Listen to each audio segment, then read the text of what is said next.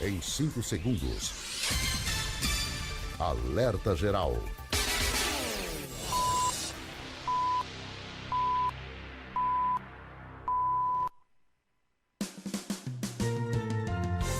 Começa agora, Caminhos da Aposentadoria. Luzenor de Oliveira. Eu já estou aqui com o professor Paulo Bacelar para responder a sua dúvida na área da Previdência Social. Paulo Bacelar, o advogado popular.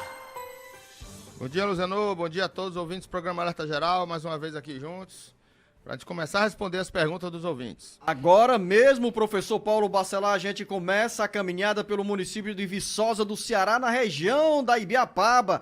A Thalita manda o seguinte recado: há 8 anos, meu marido foi diagnosticado com vitiligo e o médico disse que ele não poderia ficar exposto ao sol, pois ele é agricultor. Hoje a doença, após ele parar o tratamento, tomou conta do corpo. Queria saber, professor Paulo Bacelar, se o meu marido tem direito a receber algum benefício, pois o tratamento é muito caro. E aí, professor Paulo Bacelar, qual é a resposta para Thalita? É aquela coisa, Luzenor, a gente sempre fala aqui, né? A doença, ela não dá direito ao benefício, mas sim a incapacidade para o trabalho. E para isso ela precisa ter um laudo médico atestando que ele não está mais em condições de trabalhar por causa dessa doença. Ela precisa procurar primeiro o médico, ter esse atestado em mão, que aí ela pode pedir o auxílio-doença e pode ser considerada até uma aposentadoria por invalidez. Agora, nesse caso, para dar entrada nesse pedido de benefício, a Thalita tem que apresentar quais documentos, quais papéis, quais provas em nome do marido? Olha, aquelas provas da agricultura, mas pelo menos de 1 ano atrás, porque é o tempo mínimo para concessão do auxílio-doença, pelo menos de 1 ano. Uma ADAP, uma inscrição na ADAP, uma inscrição na terra, uma compra de algum implemento agrícola, né? Então, esses documentos, essas informações é que são importantes para a caracterização do trabalhador rural. Tem dúvida aqui de um ouvinte que não quis se identificar, mas a pergunta, professor Paulo Bacelar, ganha um raio de abrangência bem significativo pela importância da resposta que vai ser dada.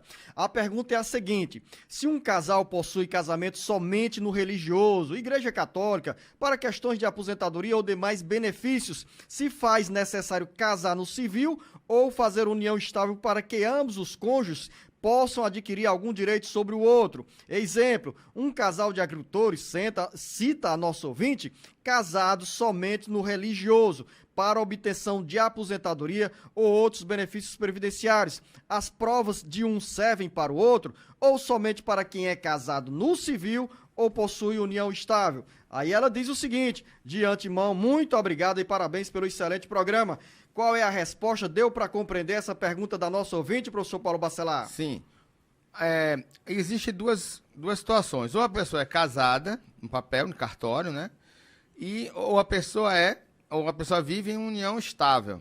O casamento religioso, ele é uma das provas para a união estável. Você precisa ter pelo menos 2 provas dessa união estável. Ou seja, pode ter um filho em comum, pode comprovar o mesmo endereço, apesar de não ser necessário morar na mesma casa, na mesma residência, mas a prova do mesmo endereço é uma prova, e também qualquer outra prova que prove que eles dois vivem juntos, junto com a certidão de casamento religioso. Então, para a união estável precisa de 2 provas, e a certidão de religioso é uma das provas, pode ser apresentada outra prova. Então, tanto faz. A união estável como o casamento terão os mesmos direitos. Professor Paulo Bacelar, tem uma pergunta da Edna em Pentecoste que talvez se enquadre também nessa mesma situação da nossa ouvinte, nessa resposta que você acaba de dizer, de falar. A Edna em Pentecoste pergunta o seguinte: sou viúva, tenho 3 filhos, meu esposo faleceu há 7 anos e não tive direito a nada. Sou casada somente no religioso. Meus filhos são todos dele. O que devo fazer, professor Paulo Bacelar? Aquilo que eu falei, né? Se ela tem uma comprovação do casamento religioso, que seria uma prova da união estável, mais os filhos que ela teve em comum com ele, seria suficiente para provar a união estável e ela pedir a pensão por morte. Então, ou seja, não importa quando que ele faleceu, ela pode pedir essa pensão a qualquer momento, juntando essas provas. Professor Paulo Bacelar, mas tem também um detalhe importante para a Edna e outros ouvintes nessa mesma situação. Para requerer qualquer benefício previdenciário, ou nesse caso a pensão, o ex-cônjuge ou o marido dela, antes de falecer, deveria estar ligado à Previdência Social, ao INSS. Essa é a condição principal, né? A pessoa falecida ter sido segurada na data do óbito. Linha direta do Jornal Alerta Geral, 085-99273-4353. Você pode mandar o recado de qualquer parte do país, do mundo.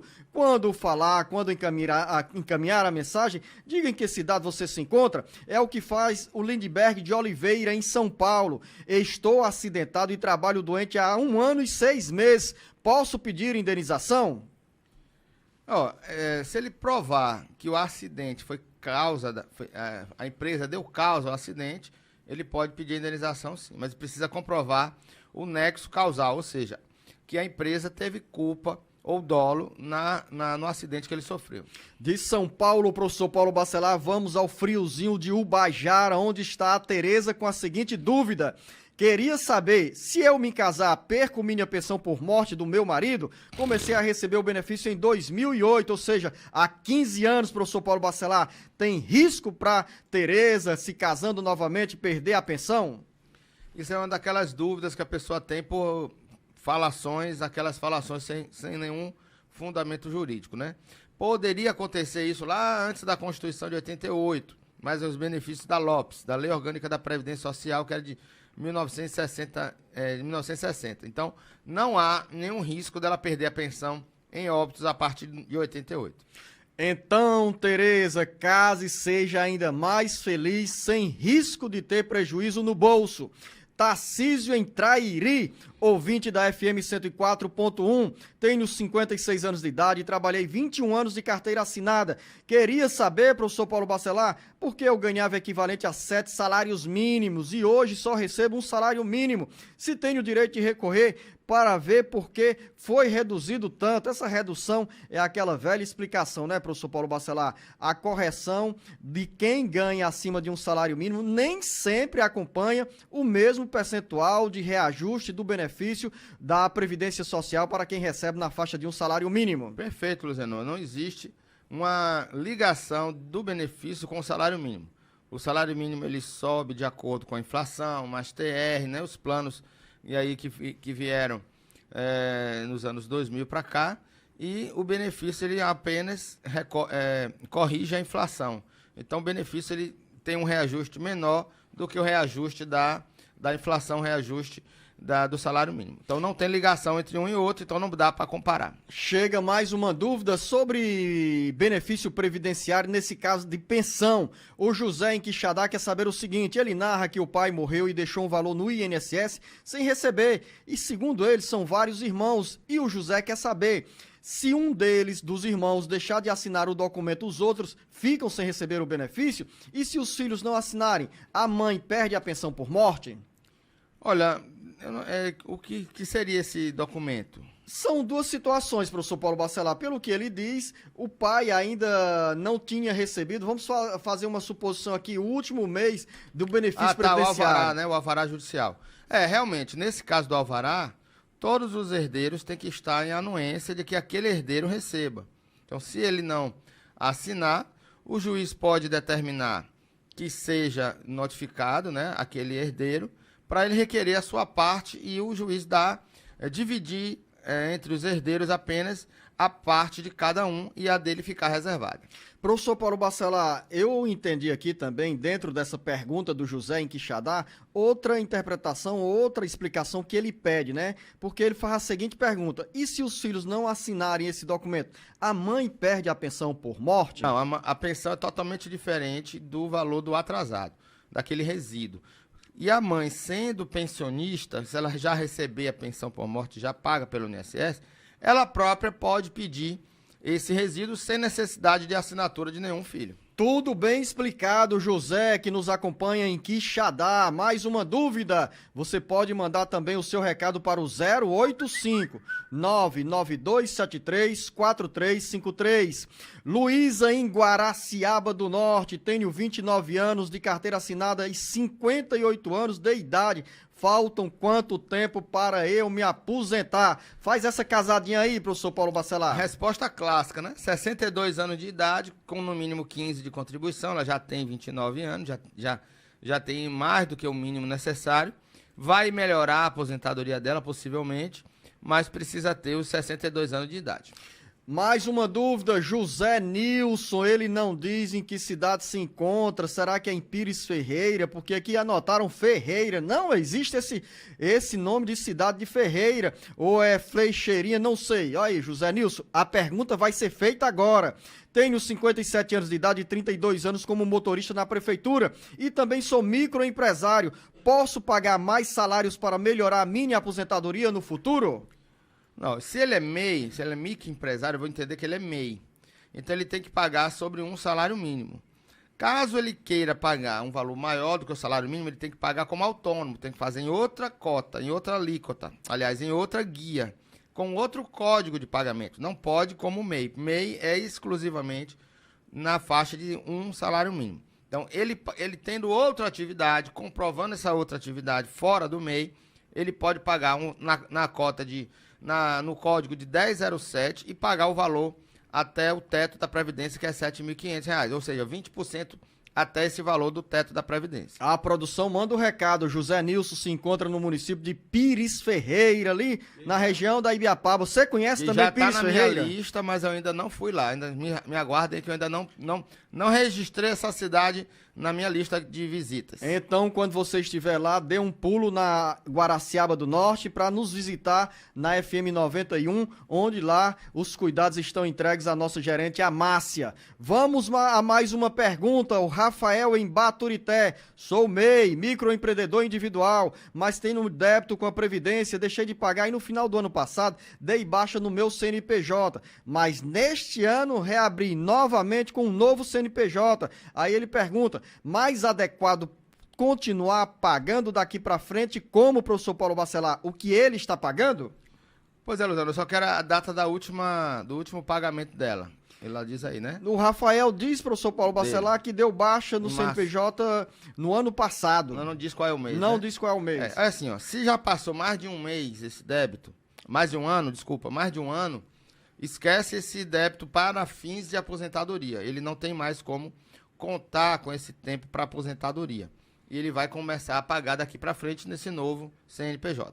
Mais uma dúvida? Pois não, professor Paulo Bacelar. Pelo amor de Deus, o valor do salário, do pagamento do MEI é de 5%. Eu sempre faço eu sempre imploro aos segurados, Luciano, eu faço um pedido que não deixem de contribuir, porque o MEI já é baixo o valor, 5% do salário mínimo.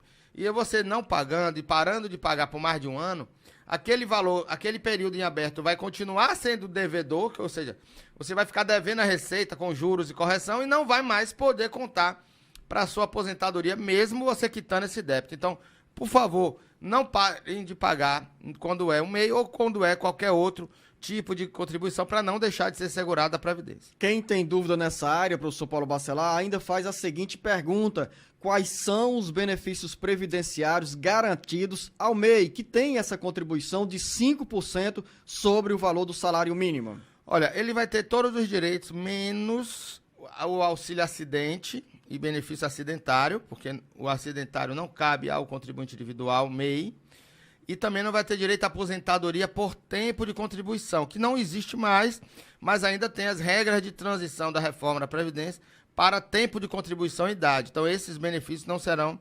computados, mas para aposentadoria por idade, auxílio-doença, aposentadoria por invalidez, salário maternidade, todos esses benefícios vão ser concedidos. E a aposentadoria vale de acordo com as regras gerais, ou seja, para o homem, 15 anos de contribuição, 62 anos de idade, e para a mulher, para o homem, 65 anos de idade, 15 anos de contribuição, e para a mulher, 15 anos de contribuição e 62 anos de idade. Exatamente. Desde que sejam filiados à Previdência Social antes da reforma previdenciária.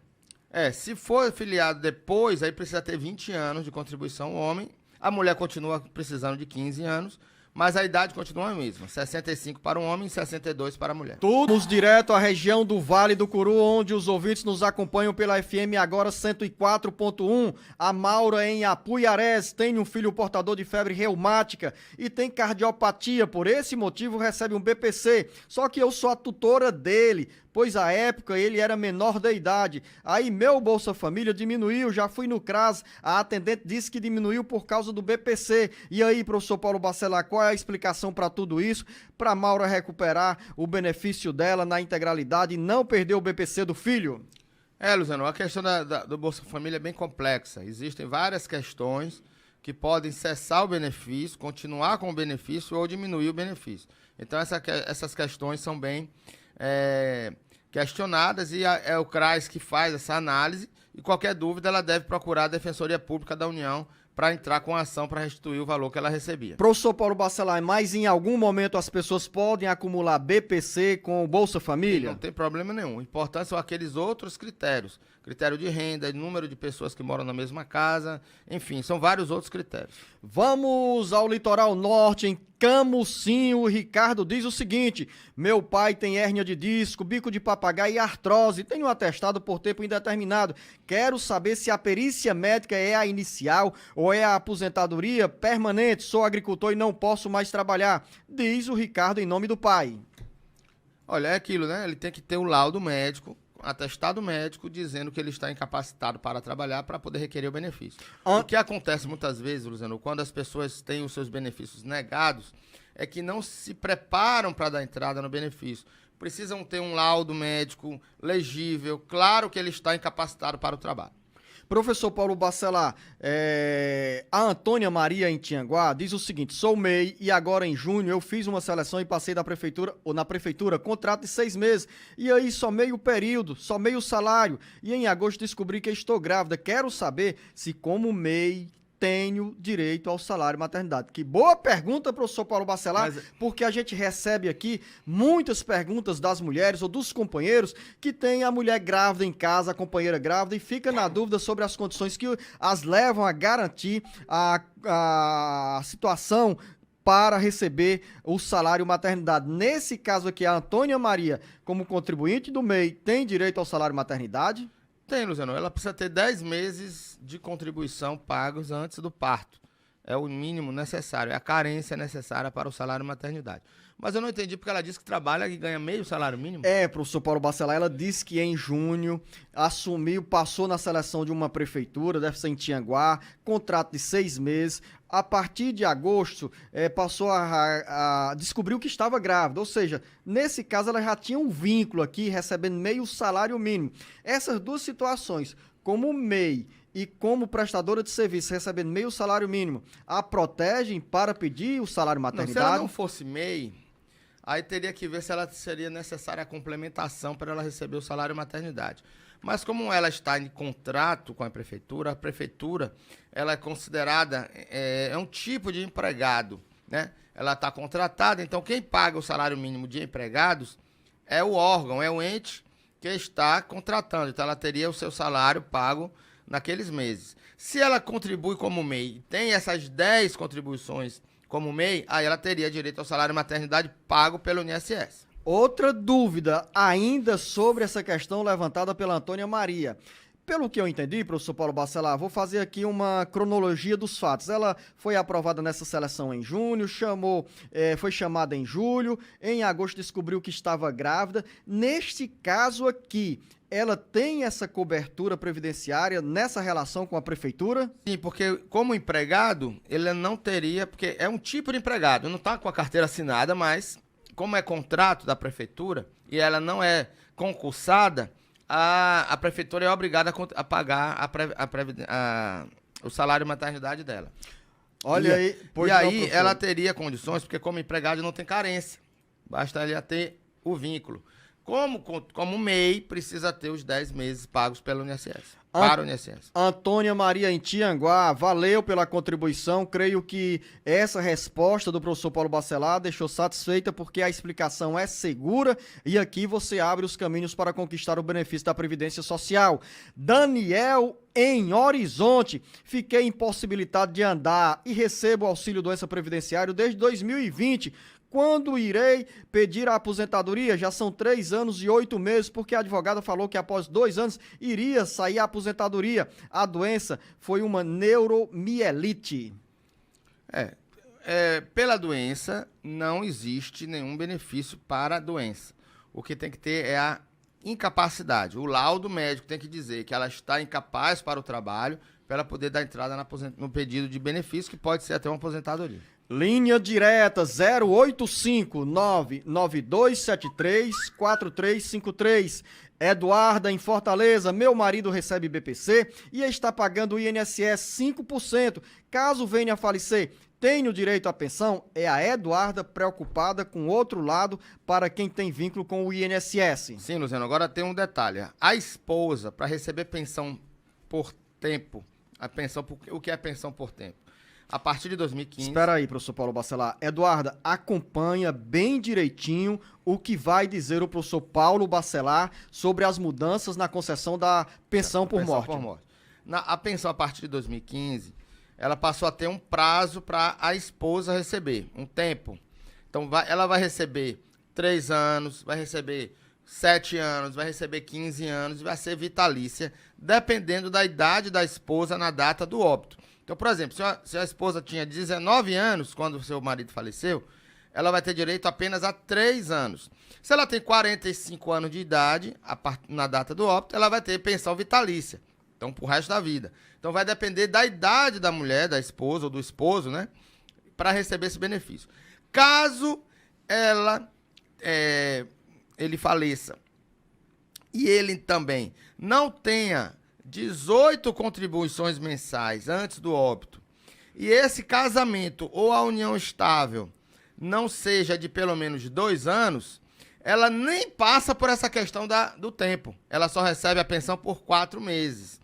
Então, para ela entrar nessa questão do tempo, pela idade, o segurado precisa ter pago pelo menos 18 meses, 18 contribuições antes do óbito, e a união estável ou o casamento ter sido pelo menos de 2 anos, para ela entrar nessa tabela da idade. Se não tiver pago 18 meses, ela recebe apenas 4 meses de pensão por morte, independentemente da idade. Então, ele pode contribuir como facultativo? Pode.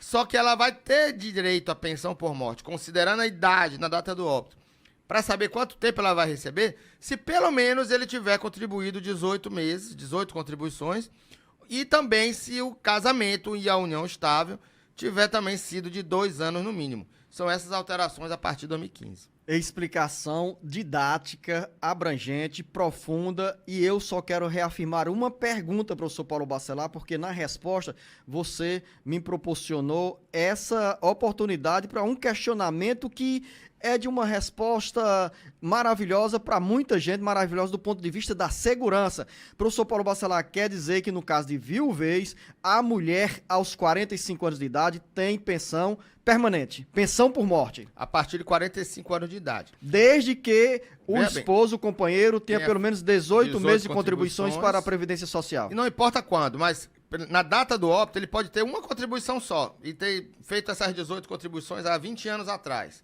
Não importa quando ele fez as 18, sendo que na data do óbito ele também tem que ser segurado da Previdência, né? Tem que estar contribuindo. Por exemplo, ele pode estar contribuindo aí com 3 meses.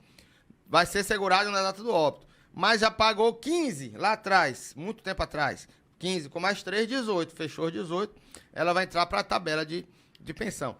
E essa idade da pensão, Luciano, essas idades, elas podem ser alteradas, tanto que já foi alterada em 2019. Em 2015, quando a lei começou, para ser vitalício, ela precisava ter 44 anos de idade. A partir de 19, a tabela deu uma empurrada para frente. Para ela ter pensão vitalícia, ela precisa ter hoje 45 anos de idade. Então, vai depender da data do óbito para saber se é 44, se é 45. E essa lei, ela pode ainda mudar, ela deu um gatilho, né? Por causa da estimativa de sobrevida do IBGE. Essas idades, elas podem ser alteradas daqui para frente, depende aí do Ministério da Previdência Social. Professor Paulo Bacelar, me chama a atenção também, dentro dessa pergunta da Eduardo, outro ponto bem interessante. Por exemplo, o marido dela, ao contribuir, recebe o BPC, mas ao contribuir para a Previdência Social, é um bom estímulo para quem tem dúvida ou se acomoda com o BPC, porque Exatamente. a contribuição garante outros benefícios e principalmente a aposentadoria. Principalmente a aposentadoria, quando não completou o tempo necessário na data do pedido do BPC, né? E ele vai complementar esse tempo até completar os 15 anos de contribuição e também já dando direito à pensão por morte para a sua esposa ou filhos se tiver filhos abaixo de 21 anos ou um filho inválido. E é importante, Luciano, falar do código de pagamento. Não é bom o segurado pagar no código 1929. Então a orientação é que se contribua no código 1473, que é de 11% do salário mínimo. Para quem tem BPC, não contribua no código 1929. Professor Paulo Bacelar, depois dessa explicação tão importante, claro que surgem outras dúvidas, mas você, ouvinte, pode nos encaminhar aqui a pergunta, o pedido de orientação pelo 085 99273 4353. Raimundo em Ibiapina, quem tem direito ao adicional de 25%, professor Paulo Bacelar? São pessoas que têm direito, que têm necessidade de um acompanhamento. Ou seja, um cadeirante, um cego, que precisa ter uma pessoa para dar banho, para levar para um médico, precisa tomar, fazer a alimentação daquela pessoa, então, a higiene. Então, precisa daquele acompanhamento de uma outra pessoa, de um terceiro. Agora, para ter direito ao benefício, que isso aí eu acho muito errado, se eu fosse deputado federal, até se eu conhecesse um, eu pediria para mudar essa legislação. Porque é o seguinte, esses 25% é dado apenas a quem se aposentou por invalidez, quem já estava inválido na data da aposentadoria. Para quem aposentou por idade, por tempo de contribuição, mas sofreu um acidente ou teve um AVC e ficou inválido, essa lei não enquadra. Então é interessante isso, né? Não é para todo mundo, é para apenas quem já estava aposentado por invalidez, que dá direito a esses 25% a mais no valor da sua aposentadoria. E que não leva para pensão por morte. Caso ele venha a falecer, esses 25% ele não leva para o cálculo da pensão. Dedé Costa, em Umirim, sou radialista há mais de 10 anos, pago o sindicato. Quando eu irei me aposentar? Olha só o que ele disse. Quantos anos, Paulo Bacelar? 10 anos, pago o sindicato. Ele paga o sindicato agradece, né? Mas o INSS não tem nada a ver com o sindicato. Esse pagamento para o sindicato não tem nenhuma influência na aposentadoria dele. É apenas uma ajuda que o sindicato pode dar na hora da aposentadoria, na hora de requerer o benefício ou para outras situações que o trabalhador rural precise.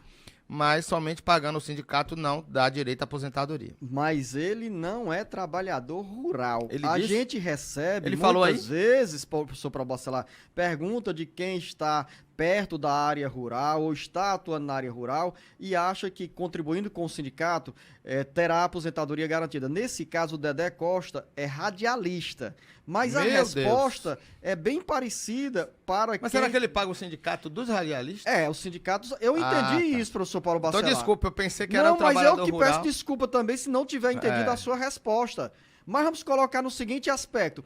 Se ele paga o sindicato dos profissionais da área de comunicação, no caso, sindicatos radialistas, não tem nenhum vínculo com a Previdência Social. Ou seja, a resposta vale tanto quanto aquela resposta que você costuma dar. Não exatamente para os trabalhadores rurais. Mas de qualquer forma, pagamento a sindicato não dá direito a nenhuma aposentadoria, né? Mesmo sendo rural ou urbano.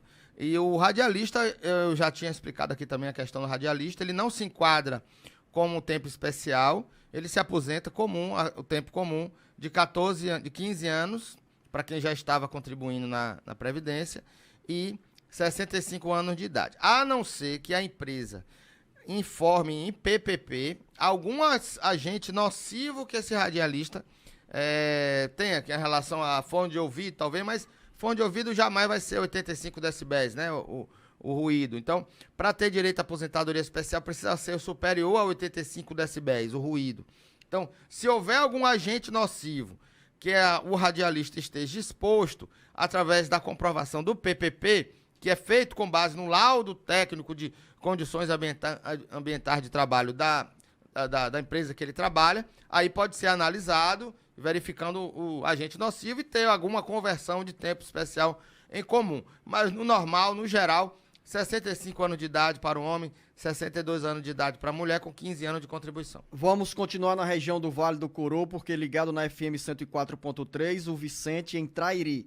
Tenho 22 anos de contribuição, nunca mais tive a carteira assinada nem contribuí para o INSS. Ninguém me orientou que era para pagar o INSS. Hoje tenho 58 anos de idade, ainda é bom para pagar o INSS? Professor Paulo Bacelar, antes da resposta, apenas dizer para o Vicente, olha, Vicente, nós chegamos agora em Trairi e a porta foi aberta para você receber essa orientação, que lá atrás você não teve a possibilidade de ser contemplado com informações tão importantes na área da Previdência Social.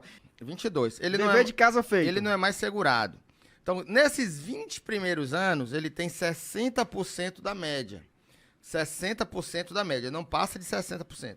Mais 2 anos dos 22, ficaria mais 2 anos vezes 2%, 4%. Então, hoje, se ele tivesse 65 anos de idade, ele se aposentaria com 64% de toda a média contributiva de 94 para cá, desses 22 anos. Então, é quase a mesma coisa de 15 anos, né? 15 anos, 20 anos, a mesma coisa, 60%. Se ele continuar contribuindo, daqui a 10 anos, né? Daqui a 13 anos, ele se aposenta, né? Não, professor Paulo Bacelar, ele tem 58 anos de idade. 58. Daqui a 7 anos... Daqui a 7 anos. 7 anos a mais vão dar 14% a mais na média. Talvez não aumente tanto. Então, se ele contribuir no teto esses 14 anos, pode ser que ele seja... Se aqueles 22... Olha só como é complexo essa análise. Esses 22 seja no salário mínimo.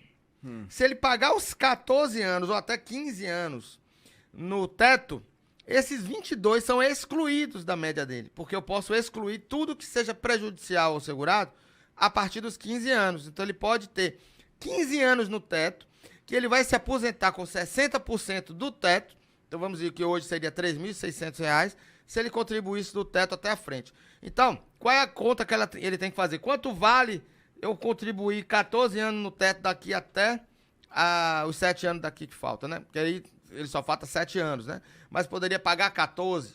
Ou se nesses 22 anos tem um período que seja teto, ele poderia excluir apenas uma parte dos 22 anos. Então é um cálculo complexo que precisa ser feito com sistemas de cálculo para analisar a possibilidade dele ter uma melhor aposentadoria possível lá quando ele tiver 65 anos de idade. Isso se chama planejamento previdenciário. Então vale a pena a pessoa que ainda falta um tempo para se aposentar fazer planejamento previdenciário para saber se vale a pena ela continuar contribuindo e com quanto ele contribuir para ter o direito a uma aposentadoria melhor no futuro. Mas eu quero facilitar a vida do Vicente com a seguinte pergunta.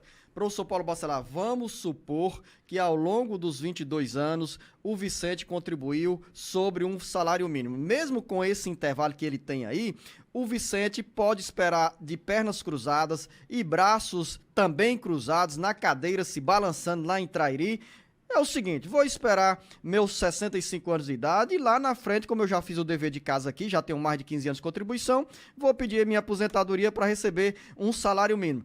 Ele tem direito? Tem, aí nesse caso tem. Ele contribuía pelo menos uma por ano, até completar 65.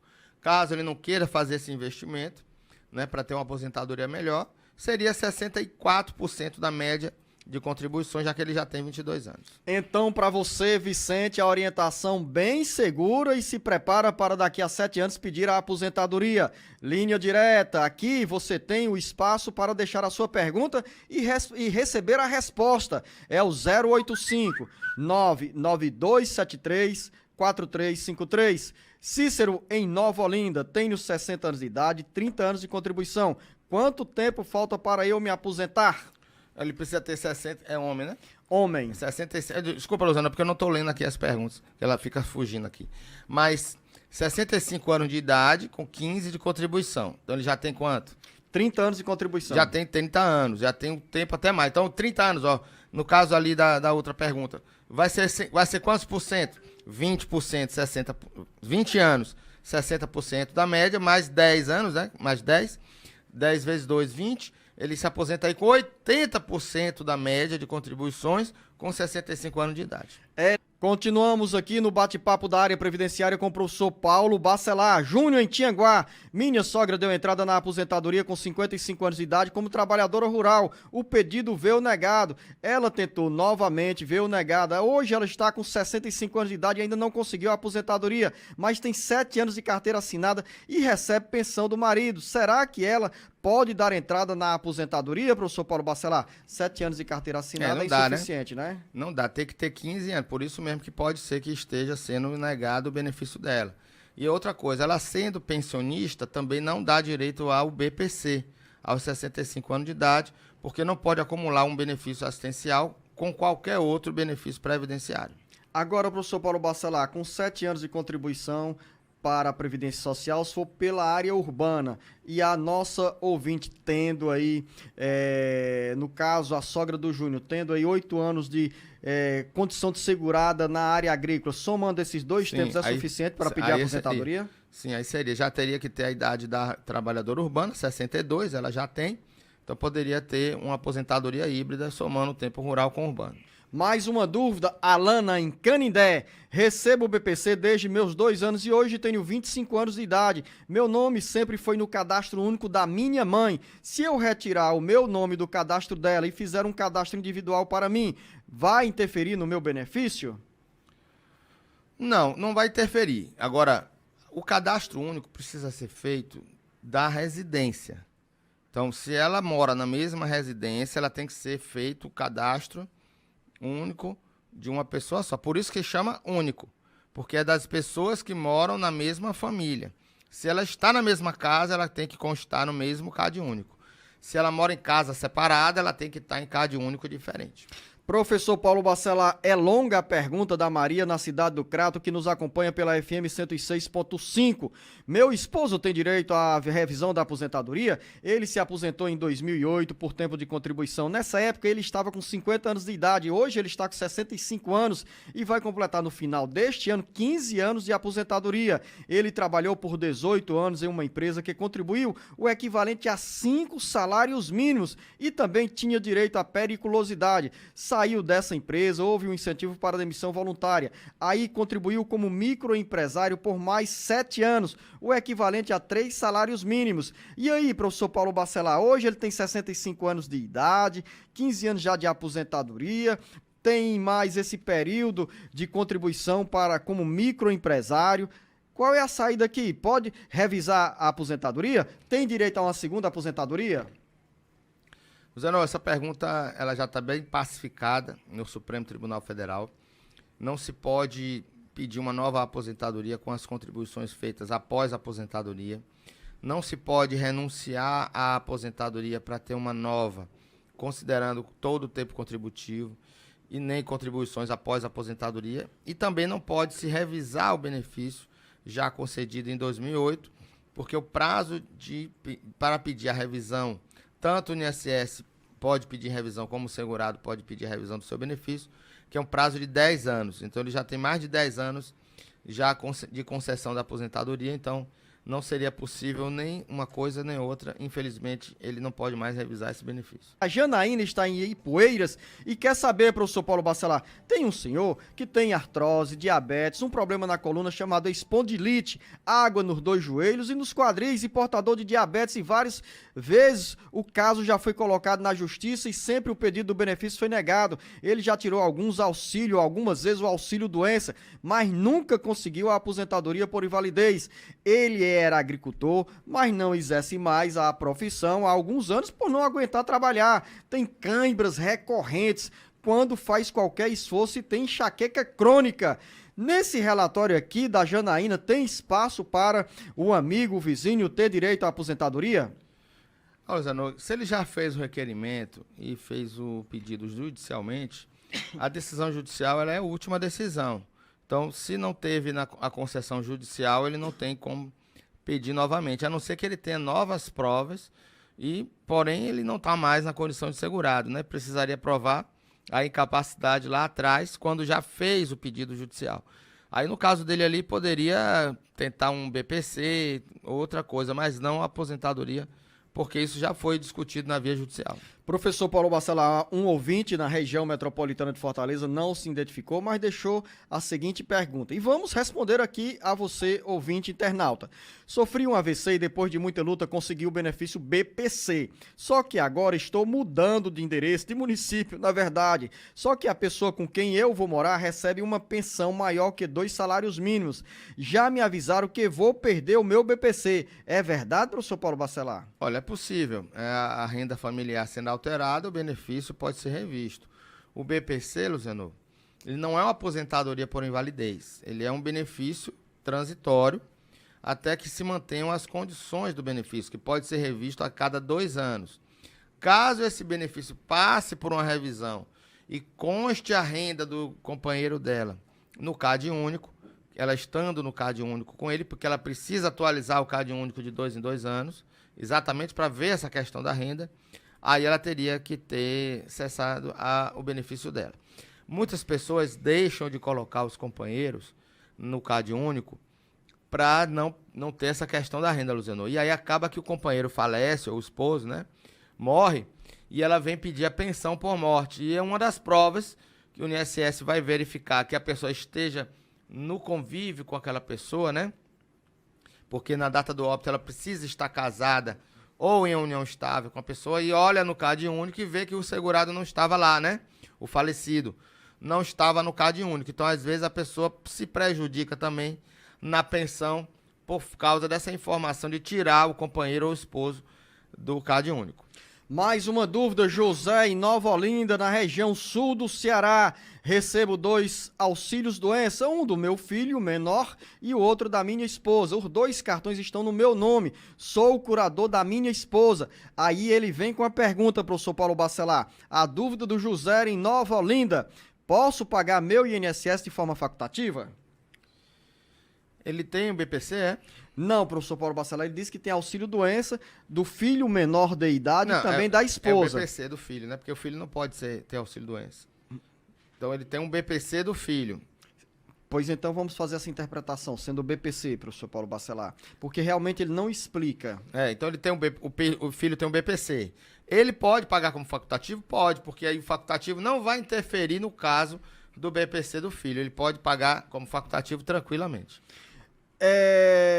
Nesse caso, a contribuição de forma facultativa é de que valor, professor Paulo Bacelar? Pode ser no Código 1929, pode ser no Código 1473, como facultativo, 11% ou 5% do salário mínimo. Já que ele tem um filho que tem BPC, ele deve estar no CAD único cadastrado. Se ele não tem renda declarada, ele pode pagar uns 5% do salário mínimo, que é no Código 1929. Vamos continuar na região do Cariri, Manuel em Brejo Santo. Gostaria de saber se posso dar entrada no pedido da minha aposentadoria só depois que eu fizer a perícia que está marcada para o dia 24 de novembro. Continuo recebendo auxílio saúde ou auxílio doença. Já completei 65 anos de idade agora em outubro e tenho o tempo de serviço necessário, 17 anos. Será que o médico pode me aposentar direto nessa perícia? É mais vantajoso se aposentar por perícia ou melhor eu dar entrada com o meu tempo de serviço? Tem alguma diferença aí, professor? Bem, ela disse a idade? Ele tem 65 anos de idade, completado então agora em outubro, 17 anos de contribuição. É melhor, com certeza, a aposentadoria por idade. Por quê? A aposentadoria por invalidez... Aliás, olha só, Luciano, pode ser que dê a mesma coisa. Porque a aposentadoria por invalidez... Olha, presta atenção nessa resposta. A aposentadoria por invalidez, ela é 60% dos primeiros 15 anos... mais 2% a cada ano de contribuição. No caso de 17, né? Vai ter... Ele tem 17 de auxílio doença ou 17 anos de contribuição. Então, 60% mais 2, né? Dos primeiros 20. Então, é 60% mesmo. Então, ele vai se aposentar com 60% do tempo de contribuição dele. Se ele pedir aposentadoria por invalidez, o auxílio doença não vai ficar intercalado. Então, ele vai ter apenas a média das contribuições anteriores ao auxílio-doença. Se ele pedir alta do auxílio-doença e pagar uma contribuição apenas, como autônomo ou como facultativo, aquele período de auxílio-doença irá contar na aposentadoria dele e a média pode ser maior do que a aposentadoria por invalidez, que vai ser somente o tempo que pagou antes do auxílio-doença. Então ele teria que calcular os dois meios para ver o que seria melhor. Agora veja o que a reforma da Previdência fez. O auxílio-doença, ele é 91% da média. Então, o auxílio-doença, ele pode ser maior do que a aposentadoria por invalidez, que é 60% da média. Então, ele pode ter um prejuízo se ele for aposentado por invalidez, ter o valor dele da aposentadoria reduzida por causa dessa diminuição do percentual da aposentadoria por invalidez. Então, poderia ser melhor ele pedir alta, contribuir, uma contribuição só, e depois pedir aposentadoria por idade, que aí seria contado o tempo de auxílio-doença. Quando você fala sobre aposentadoria por invalidez e também ao mesmo tempo diz que tem essa redução, no caso tem algum benefício ainda que o INSS paga abaixo do valor do salário mínimo, professor Paulo Bacelar? Apenas o auxílio acidente, que pode ser menor do que o salário mínimo, porque por se tratar de um benefício acidentário. E também cotas de pensão por morte, que pode ser menor que o salário mínimo, também quando é dividido entre vários dependentes. Você tem dúvidas sobre algum benefício? Quais as regras, as normas da Previdência Social? Manda o seu recado aqui para o 085 99273 4353. A Márcia em Horizonte. Eu estou grávida de 8 meses, ainda consigo pedir o auxílio maternidade ou já passou o tempo? Depende, Luziano. O salário maternidade precisa ter 10 contribuições mensais antes do óbito. Se ela nunca contribuiu, não dá mais tempo. Professor Paulo Bacelar, sim, mas ela falou a pergunta apenas do ponto de vista do pedido. Você já se apressou, que é a segunda pergunta que eu faria. Mas ela não está há 8 meses grávida? Estou grávida de 8 meses. Então, ainda consigo pedir o auxílio maternidade ou já passou do tempo? Não, pedir... Ela Aí, pode tá pedir vendo? depois do parto. Aí a pegadinha, professor Mas eu Paulo entendi Bacelar. que ela quer contribuir, já entendi, porque eu conheço já os segurados há muitos anos. Assim. Então já consigo interpretar essa pergunta. Ela quer saber se ela pode começar a contribuir agora para ter direito ao benefício. Não. Tem A certeza resposta, que não? né? A resposta é essa. Então não, é. Porque se ela precisa de 10 meses antes do parto de contribuições, faltando um mês apenas para o parto, não tem como mais pagar esses 10 meses atrasados. Então, o professor Paulo Bacelar sempre fala em planejamento previdenciário. E também tem o planejamento da maternidade. Se você, mulher, não contribui para a Previdência Social e está sonhando em ser mãe, é importante esse vínculo com o INSS, porque na largada, antes da gravidez, naturalmente, se você contribui, você já tem, ao nascer do bebê, o auxílio maternidade. Então, Tô aprendendo, professor Paulo Bacelar. Pensou em engravidar, Luciano? Pensou! Para, que eu tenho que pagar pagar minha contribuição antes de começar a brincadeira. Então, Camila Maciel, está o recado do professor Paulo Bacelar. Não é vacilar, é contribuir e engravidar. Gabriel em Pacajus. A Camila ficou mais claro, Camila, o recado é você que anda apaixonada, se decidir casar, ou se juntar, ou se unir, e logo na largada, eu quero filhos, quero muitos filhos. Algumas mulheres já chegam com 2, com 3, né? Mas a Camila é cautelosa, vai querer apenas 1. Então, esse recado do planejamento para engravidar é importante. O primeiro passo é se vincular à pode Previdência planejar Social. até o valor que vai receber do salário maternidade. Se ela contribuir 12 meses antes, ela vai começar a planejar também o valor que ela vai receber e pode até valer a pena ela investir um pouco mais. Então a Camila, que já está na condição de segurada da Previdência Social, já pode contribuir com um valor maior para ter um salário maternidade. 12 meses Mas antes. ela está dizendo ali, cochichando com o Marcos Furlan, Marcos Frota não, com o Marcos Furlan, professor Paulo Bacelar. Primeiro, seu Luziano, eu tenho que arranjar um namorado. Isso é verdade. Vamos colocar aqui na internet. E Vamos atrás, um namorado para Camila Maciel. E aqui complementando, a adoção também dá direito ao salário maternidade, sendo que tem que também ser contribuinte individual, ser segurada pelo menos há 10 meses antes. Luziano, A Camila tá pedindo pra gente ir embora, eu não sei por quê, professor Paulo Bacelar. porque ela tem começou que a ficar... decidir com qual, Luziano. Com qual? Vambora? Bora. Encerrou por aqui, Marcos Furlan? Eita, que tempo pra voar rapidinho.